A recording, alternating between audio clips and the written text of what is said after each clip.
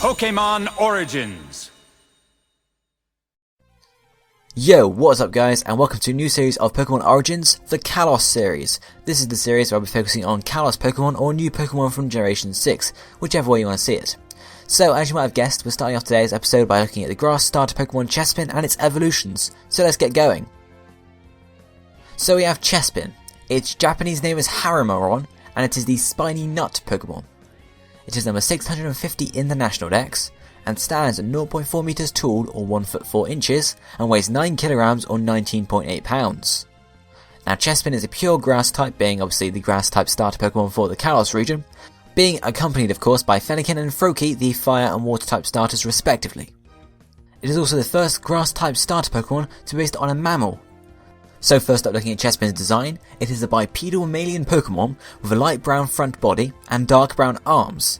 It also has dark brown triangles on its face and a green coat on its back. There are leaf-like projections coming off of its face and a 3 and more on the back of its head. It also has an off-center hole on the back of its head that doesn't really seem to serve any purpose at all. It also has a long tapered tail with a red tip, small brown eyes with white pupils, and a triangular red nose. Teeth-wise, it has rodent-like incisors, and digit-wise, it has 3-fingered arms and 2 long claws on each foot. Now, Chespin is based on a hedgehog, as you may have guessed, or possibly a porcupine, as they are very similar animals, due to the spikes on its head, and this is combined with a chestnut, which, again, with the spikes, and also the colouring being a greeny-browny type, because chestnuts are green on the outside, much like Chespin's back is, whereas they're brownish on the inside, so you can see where the colouring and the inspiration comes from for there. There are no gender differences between Chespin, and Chespin's shiny form has a dark red-brown coat-like thing on its back, with a golden nose and a golden tail tip. Its arms and its triangular markings on its face also seem to turn a bit darker brown as well. Pokédex entries from both the games tell us that it can flex its quills to make them harder, and the wood on the back of its head can take a hit from a truck, so you can tell it's a very strong Pokemon, and definitely again relating back to chestnuts, because chestnuts are, known for being hard to open in times. The Japanese name Harimaron is a combination of Harinazumi, which means hedgehog, or Hari, which means needle, and then again Harinazumi will come from Hari anyway. And then Maron is the Japanese word for chestnut, so again relating back to that. Then the English name Chespin is a combination of chestnut and pin, or possibly urchin or chinkapin, as chinkapin is a type of chestnut, and may also come from spina, which is Latin for fawn. Looking at Chespin's model from Generation 6, we can see, well, there's not much to say really, but we can see it's a fairly well designed and built Pokemon, I guess.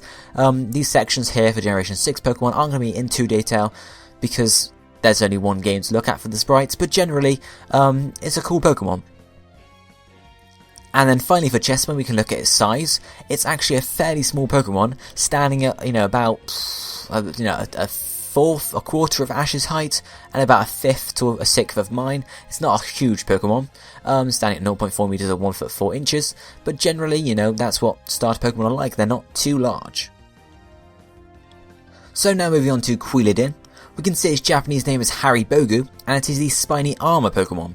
It is also number 651 in the National Dex, and stands at 0.7 meters or 2 foot 4 inches, and weighs 29 kilograms or 63.9 pounds.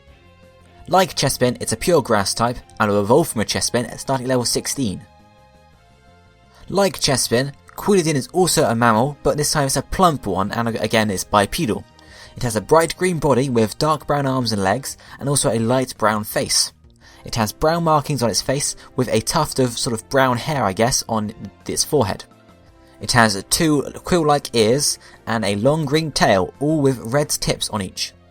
It also has a pointed red nose, much like Chespin, and has large black eyes.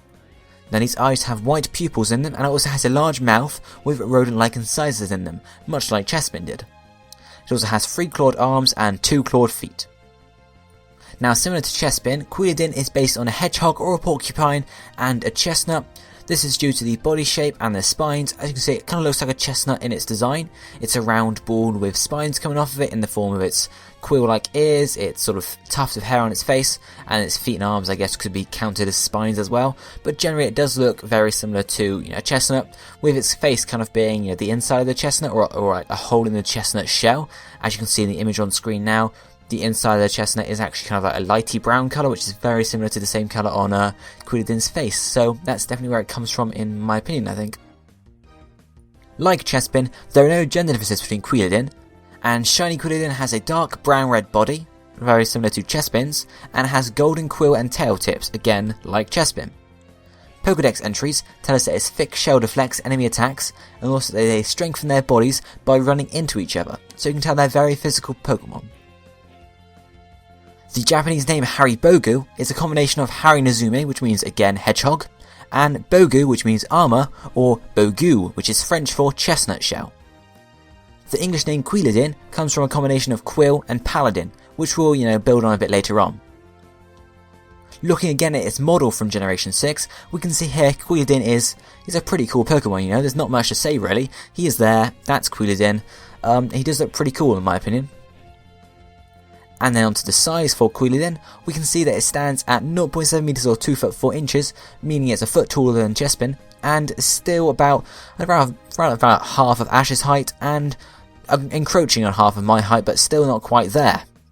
We can see it's a pretty bulky Pokemon width-wise, so you definitely want to sort of stay out of its way. And finally for this episode, we have the final evolution of the Chespin line, which is Chesnaught. Its Japanese name is Burigaron, and it is the spiny armour Pokemon.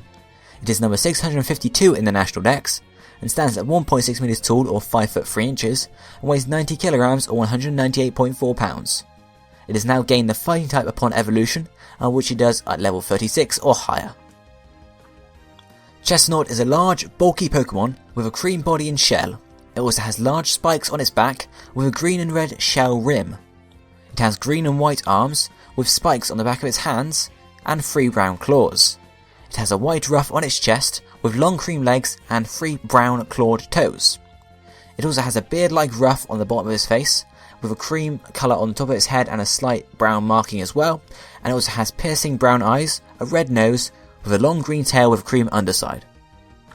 And then Chesnaught's inspiration is again based on a chestnut shell, as you can easily see from its back it's basically a shell with spikes on it, which is what a chestnut shell is as well.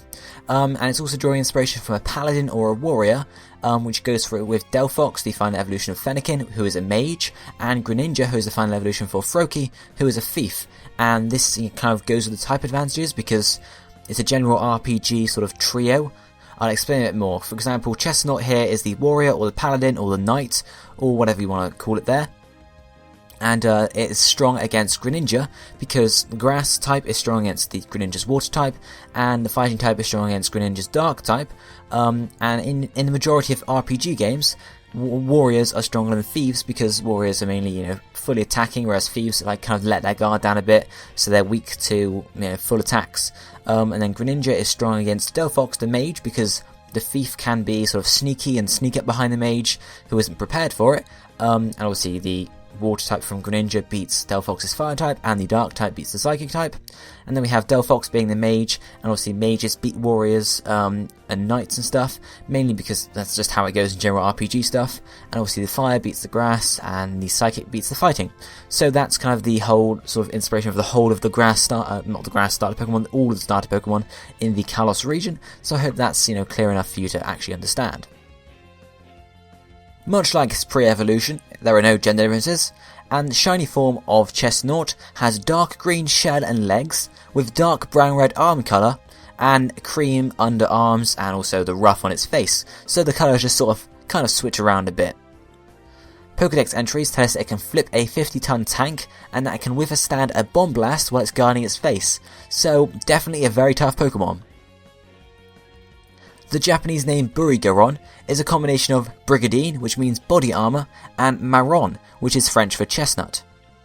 The English name Chesnaught is a combination of chestnut and juggernaut with knight. Then looking at Chesnaught's model from Generation 6, we can see similar to Quilladin, it's quite a large, bulky Pokemon.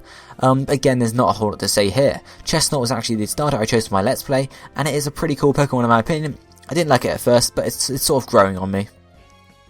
And finally, looking at Chesnaught's size when compared to myself, Ash, and its pre-evolutions, we can see standing at 1.6 meters or 5 foot 3 inches, it's a fairly large Pokemon. Still not quite as tall as myself, but you know, you definitely want to get in the way of it because of its huge spikes and its very bulky stature. So guys, I think that's all I have time for in this episode of Pokemon Origins. I hope you enjoyed the video, and I hope you enjoyed the rest of this series.